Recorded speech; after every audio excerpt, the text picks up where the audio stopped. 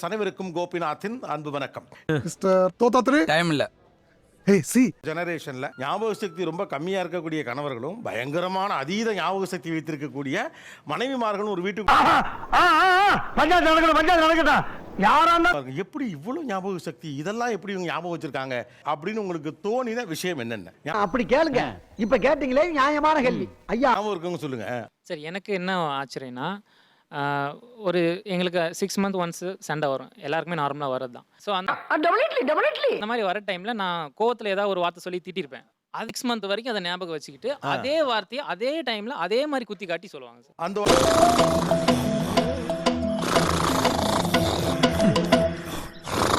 உங்களுக்கு ஞாபகம் இருக்கா? உனக்கு எப்பவுமே அறிவே இல்லை அப்படிதான் சொல்லுவாங்க. நீ தத்தி மாதிரி தான் இருக்க, எப்போ பாரு மாட்டு மூளை தான் உனக்கு இருக்கு, ஒண்ணுமே தெரியாதுன்னுவாங்க. ஆனா என் மனசுல இருக்கிறதெல்லாம் அப்படியே சொல்றேன். மகராசி நல்லா இருக்கணும். இப்ப நீங்களுமே அந்த சண்டையை பத்தி திட்டி இருப்பீங்கல்ல, ஏதாவது வார்த்தை சொல்லி? நான் திட்டமாட்டேன் சார், ஏன்னா அவரு திட்டினாக்க இன்னும் ஜாஸ்தி தான் விழுன்னு சொல்லிட்டு நான் குவைட் ஆயிடுவேன். அந்த இடத்துல அமைதியா தான் இருப்பேன்.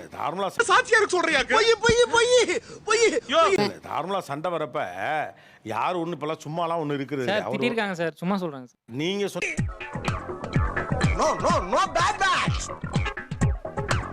என்ன வார்த்தையை அவங்க ஞாபகம் வச்சுக்கிறாங்க. இப்போ அவங்களே ஏதாவது சொல்லியிருப்பாங்கல்ல, அது உங்களுக்கு ஞாபகம் இருக்கா என்ன? அவ்வளோவா ஞாபகம் இல்லை, பட் மோஸ்ட்லி என்ன சொல்லுவாங்கன்னா ஞாபகம் இல்லை. இப்போ நீங்க சொல்றபடி பார்த்தா ஆமா, நீங்க யாரு? ஐயோ, அவரும் ரிசீவிங் எண்ட்ல இருக்காரு, ஆனா அவருக்கு ஞாபகம் இல்லை. உங்களுக்கு மட்டும் எப்படி ஞாபகம் இருக்கு?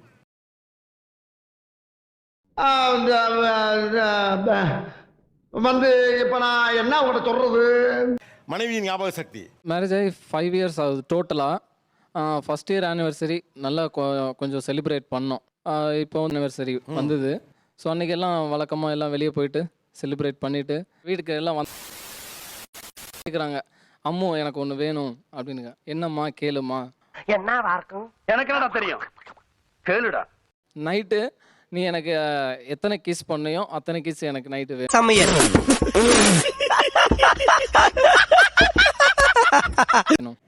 ஆனா அவர் இதை சொல்லுவார், நீங்க எதிர்பார்க்கல. சத்தியமா எதிர்பார்க்கல. ஐயோ, பேசாம தூங்கி இருக்கலாம். நானே வந்து மாட்டிக்கிட்டனே. ஒரு சண்டே மார்னிங் எந்திரிப்போம், ரிலாக்ஸாக இருக்கலாம்னு சொல்லிட்டு டிவியை போட்டு ஒரு சாங்கை போடுவோம் சார். இந்த மூவி நம்ம 2 பேரும் தான் ஒன்னா போய் பார்த்தோம். எங்க பார்த்தோம், எப்போ பார்த்தோம்னு சொல்லுங்கம்மா. எல்லாத்தையும் உனக்கு சொல்ல ஐயோ, கோவப்பட்டனே, சோத்துல விஷம் வச்சிருவாங்க. மூவின்னு இல்லை சார். இல்லை, இப்போ நான் அவர் கூட போறேன்னா அது ஒவ்வொரு செகண்டும் வந்துட்டு ஞாபகம் வச்சுக்கணும். அது வந்து ஒரு லவ். இது எப்படி சிக்கிரிக்கம் பாத்தியாப்பா. இப்போ நான் ஒரு குவிஸ் வைக்கிறேன். நீங்கள் இருவரும் சேர்ந்து பார்த்த முதல் படம் என்ன திருமணத்துக்கு பிறகு? வாய்ப்பில்லை சார். அது படம் வாய்ப்பில்லை ராஜா, வாய்ப்பில்லை. பேர் கூட சொல்ல வேண்டாம், நீங்க யார் யாரெல்லாம் போனீங்கன்னு முதல்ல சொல்லுங்க. அவங்களும் நானும் மட்டும் தான் போயிருப்பேன் சார். நேற்று ஒரு மூவி போனோம், அது வேணா நான் சொல்றேன் யார் யார் போனோம், என்ன ஏது எல்லாமே. நாம் யாருக்கு என்ன தீங்கு செய்தோம், நமக்கு மட்டும் ஏன் இப்படி எல்லாம் நடக்கிறது? அந்த இவர் வேணும்னே இந்த முதல் படத்தை சொல்ல மாட்டேங்கிறாரு. என்ன பண்ணிருப்பாங்கன்னா குடும்பமே வந்திருக்கும் முதல் படத்துக்கு. கரெக்ட்டுங்க சார். நம்ம இப்ப பாத்தியில ப்ராடக்ட்ட 30 வருஷம் எக்ஸ்பீரியன்ஸ் எப்படி பிடிச்சது பாத்தியா? முதல் முறையாக 2 பேரும் மட்டும் போன படம் இது. கொலை பண்ணதா கஷ்டம் தான் சார். கோ சார். கோ லவ் மேரேஜா அரேஞ்ச் மேரேஜா? Love cum arrange sir. ஏன்னா கோ முன்னால வந்த படமாச்சே. ஏமா உண்மையெல்லாம் சொல்லாதம்மா. மனைவியின்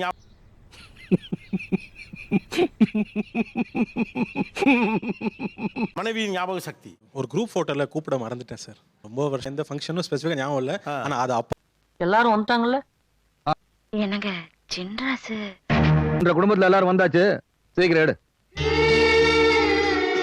ஒரு குவாரலோ ஏதாவது ஒரு சண்டை நடந்துட்டு இருக்கும். நீங்க அந்த குரூப் போட்டோல என்ன கூப்பிடாம தானே போனேன். நீயா அப்ப பாக்குறப்ப இல்ல, இப்ப பாக்குறப்ப நிக்கிற. எப்ப வந்த? நீங்க கால் ரஃப்லி இது கோவிட்க்கு முன்னாடி தெரியும். ஆனா இப்ப வரைக்கும் கூட அந்த டாபிக் வரும். உங்களுக்கு எப்படி ஞாபகம் இருக்குது? ஏதோ குரூப் அந்த இடத்துல நான் மட்டும் தான் சார் இல்ல, நான் மட்டும் தானே அங்க இல்ல. அப்ப நீ என்ன ஃபேமிலியா பார்க்கலல்ல? அதானே நியாயமே இல்ல இது. பாத்தீங்களா, கவுளி கூட அடிக்குது. ஹலோ, நான் தான் ஃபீல் பண்ணேன். நீங்களா? சார் நான் பொதுவா தான் கூப்பிட்டேன். அது எப்படி சார் ஃபேமிலியா வந்துட்டு அவங்க என் பக்கத்துல தான் அவங்க அம்மா உட்காந்துட்டு இருந்தாங்க, அங்க வந்து கூப்பிட தெரிஞ்சிச்சுல. நீ கேட்ட ஒவ்வொரு கேள்வி என்ன செருப்பால் அடிச்ச மாதிரி இருக்குடா. மாதிரி இல்ல, உண்மையிலே செருப்பால தான் அடிச்சது. ஏதோ ஒன்று அவசரமாக நீங்கள் அங்கிட்ட சுற்றிட்டு இருக்கப்ப ஏப்பா வாப்பா அப்படின்னு உங்களை கூப்பிட்டாங்க, டக்கு நீங்கள் போய் நின்றுட்டீங்கன்னா கூட பரவாயில்ல. நீங்கள் தான் கூப்பிட்டே இருக்கீங்க. குண்டு பையல எப்படி கோர்த்து விடுது பாரு. ஏய் சின்ன பையா, அந்த இடத்துல நான் மட்டும்தான் சார் கல்யாணம் ஆயிட்டு மருமகன் இருக்கேன். கேட்டாக்கா வேற யார்? மறந்துட்டேன். உண்மையிலே அங்க போனதுக்கு அப்புறம் தான் சொன்னதுக்கு அப்புறம் தான் தோணிச்சு. ஆமா இல்ல, என்னாலே ரொம்ப சங்கடமா இருக்குங்க. என்னால முடியலடா. ரோல் வந்துட்டு ரிவர்ஸ் பண்றேன். எங்க வீட்டு சைடு ஃபங்க்ஷன், அவங்க அப்பா அம்மா இருக்காங்க, அவன் பக்கத்துல உட்காந்துருக்கான். நான் வந்துட்டு எங்க அப்பா அம்மாவை மட்டும் கூட்டு போயிட்டு இருக்கேன். அந்த இடத்துல அவங்க எல்லாம் சும்மா இருப்பாங்க. என்ன நம்ம பேசுறா ஏதாவது பேசுறா, என்னடா அப்படி முறைக்கிற, என்ன முறைக்கிற? அப்படியே போட்டோ எடுத்துட்டோம். இவரை கூப்பிடாம மிஸ் பண்ணிட்டீங்கன்னு வச்சுங்களேன், இவர் என்ன பண்ணிருப்பாருன்னு நினைக்கிறீங்க? மாப்ள உடிச்ச மாப்ள பாயிண்ட மாப்ள ஒன்றும் பண்ணிருக்க மாட்டேன். திருப்பி எனக்கு வந்து எடுத்துக்கலாம். அப்படி அவ்வளவுதானே சொல்லியிருக்க போறாரு. இப்ப அவர் இஷ்யூவே ஆக்க யோசிக்கவே கூடா இல்லாத ஒரு விஷயத்தை இவ்வளவு இஷ்யூ ஆக்கி வருஷம் ஞாபகம் வச்சிருக்கீங்க. அப்படி இல்ல, இங்க பாரு, ஏதாச்சும் ஒரு பக்கம் ஆட்டு, ஒன்னு இப்படி ஆட்டு இல்லன்னா அப்படி ஆட்டு, எல்லா பக்கம் ஆட்டுனா எப்படி புரியுங்க? ஃபேமிலியான்னு போட்டோ எடுத்துக்கிட்டு இருக்கோம், எய்தாப்புல உட்காந்துருக்க, நீ என்ன நினைச்சிட்டு இருக்க? மரியாதை தெரியாதா? பெரியவங்களாம் மேடையில் இருக்காங்க, நீ மட்டும் கீழே உட்காந்துருக்க. அவர் சண்டையை போட்டுருந்தாப்புல. சொல்லக்கூடாதா? சொல்லக்கூடாது. உனக்கு சொல்ல உரிமை கிடையாது. அப்படிலாம் பேச வராது சார். அதெல்லாம் முடியாது. ஒரு ஆசையில சொல்றதா தம்பி. கேட்க நல்லா இருக்கு, கேட்க நல்லா இருக்கு, சொல்ல நல்லா இருக்கு. ஐயோ ஐயோ, வேணப்பா வேணப்பா, அந்த வேலையெல்லாம் வச்சுக்கிறாப்பா. இப்ப இவங்க வீட்ல இருந்து யாரோ இவங்கள சாப்பிட கூப்பிட்டுட்டாங்க. ராஸ்கல், எப்ப பார்த்தாலும் சாப்பாடு சாப்பாடு. இனிமேல் சாப்பாடை பத்தி பேசினா வாய் இருக்காது. அப்பதான் ஃப்ரெஷ்ஷா தாலி கட்டியிருக்காரு.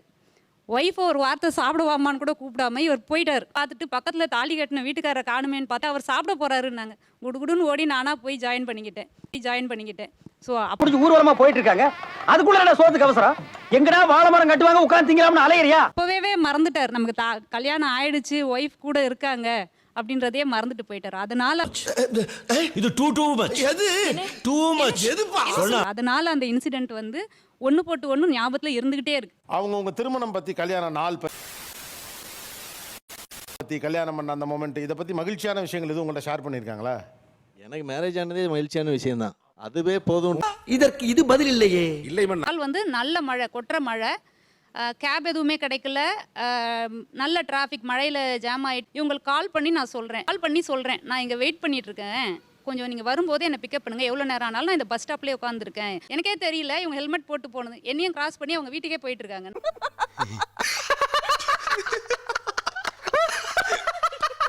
இப்போ 18 வயசுல உங்களுக்கு ஒரு பொண்ணு இருக்கதா வச்சுக்கோ.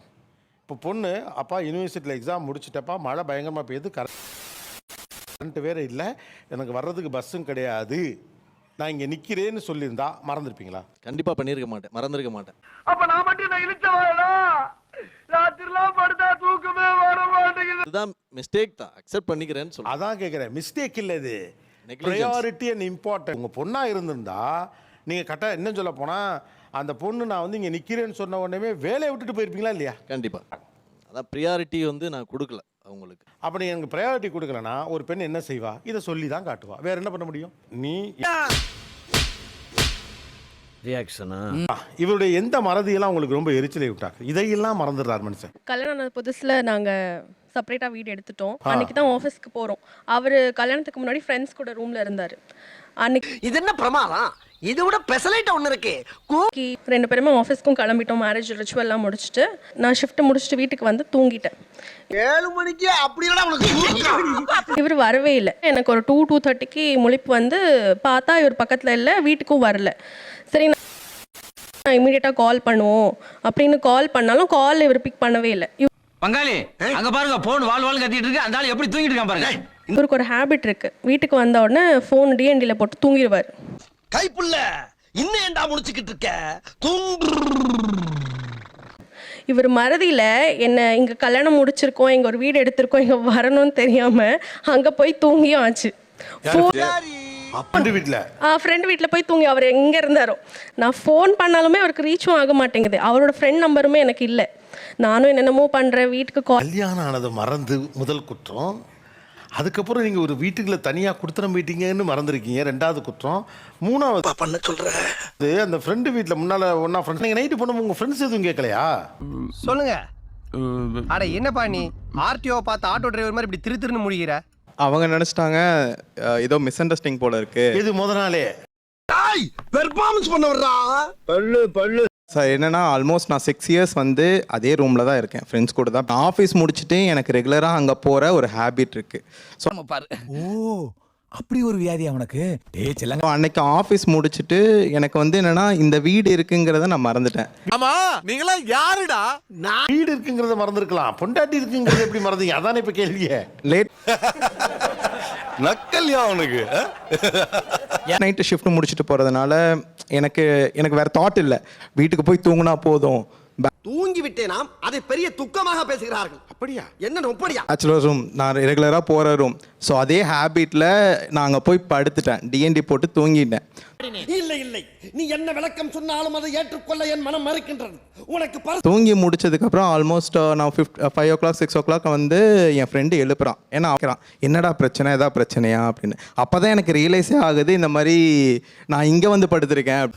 ஓஹோ அப்படின்னு நான் ஃபோன் எடுத்து பார்க்குறேன், நிறைய மிஸ்ட் கால்ஸ். நான் அதுக்கப்புறம் தான் அவங்களுக்கு கால் பண்ணி கேட்டேன், என்னாச்சு, நான் மறந்தீங்க வந்துட்டேன்.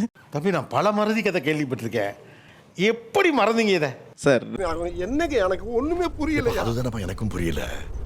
டெய்லி ஒரு ரொட்டீன் பண்ணிட்டு இருக்கோம். ஸோ அது சரி விடு. ஐயோ பாவம், அவரே கன்ஃபியூஸ் ஆயிட்டாரு. உங்களுக்கு எனக்கு எப்படி இருந்துச்சு? நான் மறந்துட்டேன்னு இவ சொன்னப்ப உங்களுக்கு எப்படி இருந்துச்சு? இல்லை சார், இப்போ அதனாலே நான் தூங்குறதே இல்லை. நான் 9 o'clock ஷிஃப்ட் முடிச்சுட்டு வீட்டுக்கு வந்துடுவேன். 1 o'clock வரைக்கும் நான் முழிச்சு தான் இருப்பேன். ஓ, அங்க பார்த்தீங்களே, அப்புறம் எப்படி தூக்குறது? இவ்வளவு கஷ்டமா? அதாங்க எனக்கு படுத்துருவாப்லன்னு. இல்லை, ஏதாவது ஃபோன் எடுக்க மாட்டாரோ அப்படின்னு ஒரு 10 minutes லேட்டாலும் இமீடியட்டாக நான் கால் பண்ணுவேன், எங்கே இருக்கீங்க இன்னும் ஏற்பட்ட அந்த அதனால இப்போ நாம் யாருக்கு என்ன தீங்கு செய்தோம்? நமக்கு மட்டும் ஏன் இப்படி எல்லாம் நடக்கிறது? அந்த தூக்கமே வரதில்லை. அவரும் சொல்றாரு, நீ லாக் பண்ணிட்டு தூங்கு, நான் ஸ்பேர்ல உள்ள வரேன். இல்லையே, நான் என்ன அங்கதான்டா இருக்கு இந்த ஸ்டேட் பாண்டியோட ட்விஸ்ட். நீ வீட்டுக்குள்ள வந்துட்டியான்னு தெரிஞ்சுக்கிட்டு தான். நல்ல ஃபேமிலி இல்ல, குட் ஃபேமிலி. மறக்காம சர்ப்ரைஸ் பண்ணுங்க. தேங்க்யூ.